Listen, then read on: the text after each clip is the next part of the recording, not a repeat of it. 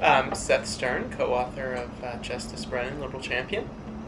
And Steve Wermiel, the other co-author of Justice Brennan, Liberal Champion.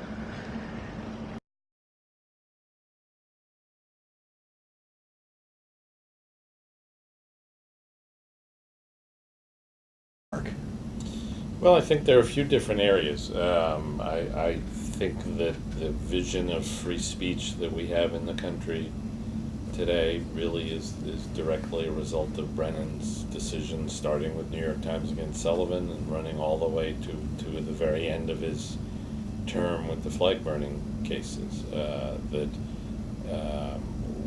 We have, in order to have a system of free speech that is genuinely free, you have to accept a substantial amount of offensive speech, sometimes even hurtful and unwanted speech, but otherwise it's not really free speech. And that legacy, I think, is still pretty strong and pretty solid, sometimes controversial, but nonetheless. The separation of church and state is something that I think he became the most ardent advocate of. His wall of separation was higher than anybody else's wall. There's still some legacy of that. It's eroded over time, but I think that's a significant area. The death penalty, ironically, his impact seems to be as justices are going out the door. I mean, Harry Blackmun, as he was in his final years on the court, John Paul Stevens, as he was leaving the court, even Sandra Day O'Connor in her own way, they've all sort of expressed doubts about the ability to administer the death penalty in a fair and even-handed way. None of them have gone as far as he did to say that it was in all respects cruel and unusual punishment. But they've seen some of the merit of his concern about the fairness of the process, I think. So I think that's a lasting legacy. To the extent that we still have affirmative action at all, to the degree we do, I think it's partly Brennan's vision. He laid the foundation for the affirmative action cases that the court worked with in the 90s and in this decade after Brennan was gone.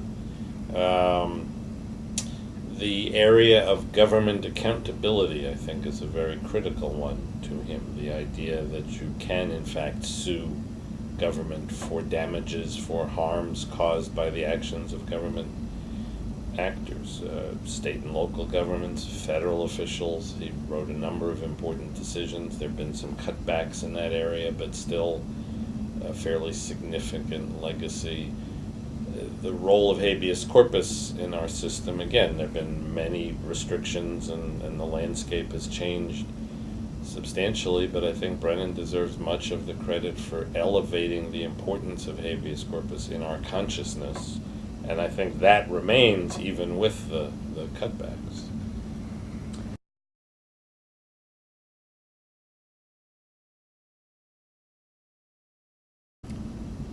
There's a fascinating contrast with what he would say publicly and what he said privately to Steve. Publicly, he'd like to say, oh, it's not my legacy, it's a court of nine. It wasn't false modesty, but he very much wanted to underplay any notion that it was the Brennan court or a Brennan legacy. I think he was more candid privately with Steve and admitted that he had sort of helped build an edifice that would be hard to knock down.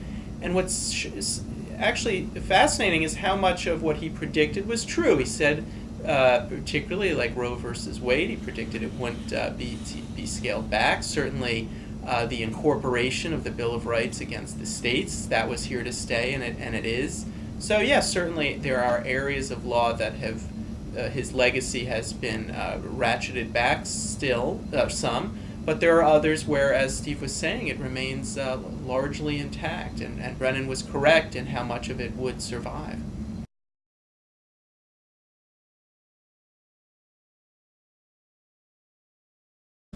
I think Brennan had a very profound belief in the importance of being able to get in the courthouse door. That was a critical and fundamental part of the fairness that our Constitution was intended to protect. And so habeas, the procedural due process for government benefits that came from Goldberg versus Kelly, Baker versus Carr, with opening up the whole notion of judicial review of the shape and size and population statistics of voting districts.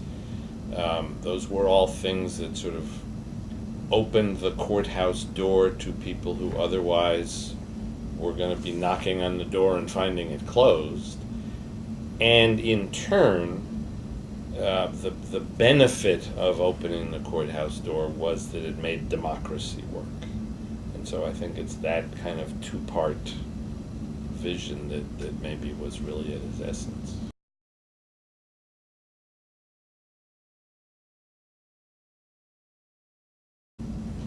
Well, I think there are two possible ends. He talked a lot in his speeches, even before he went on the Supreme Court, in the McCarthy speeches in the 50s, and then all the way through his Supreme Court tenure, about human dignity, about the Constitution, and the courts protecting the basic value of human dignity. And so I think that's one end. It's opening the courthouse doors and making democracy work so that government is recognizing the dignity of all human beings. The second end is he believed deeply in the protection of certain substantive rights. So it's not purely procedural. It's procedural to make the system work, to protect a variety of important rights.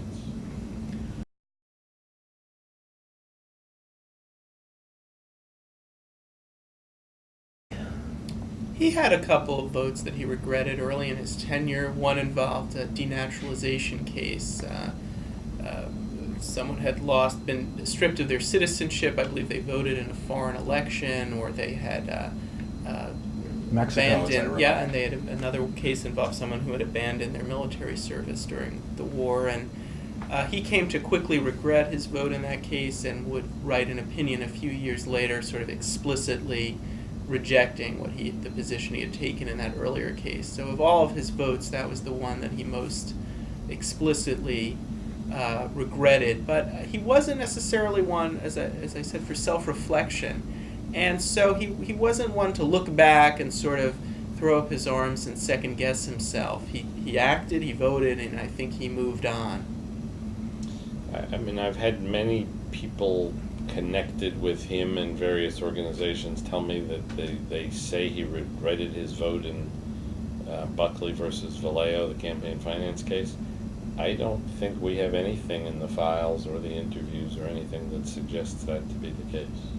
That's the one that people talk about most, and I don't have anything that I know of to support it.